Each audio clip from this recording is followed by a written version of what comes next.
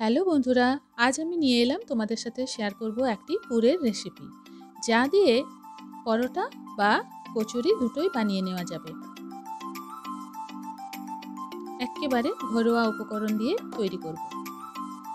প্রথমে আমি সর্ষের তেল দিয়ে কিছুটা কালো জিরে দিয়ে দিলাম, দিয়ে দিচ্ছি হিং, ধনে পাউডার দিচ্ছি আর হলুদ গুঁড়ো দিয়ে দিচ্ছি।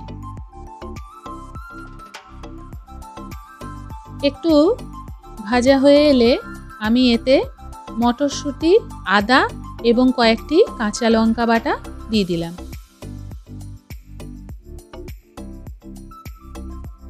দিয়ে দিচ্ছি স্বাদ মতো নুন আর একটু চিনি। আস্তে আস্তে এটা কষিয়ে নিতে হবে। ড্রাই হয়ে এলে নামিয়ে নেব। নামিয়ে নিচ্ছি। এটা দিয়ে পরোটা বা কচুরি দুটোই বানিয়ে নেওয়া যাবে। ভিডিওটি ভালো লেগে থাকলে একটি লাইক দিয়ে সাথে থাকবেন। ধন্যবাদ।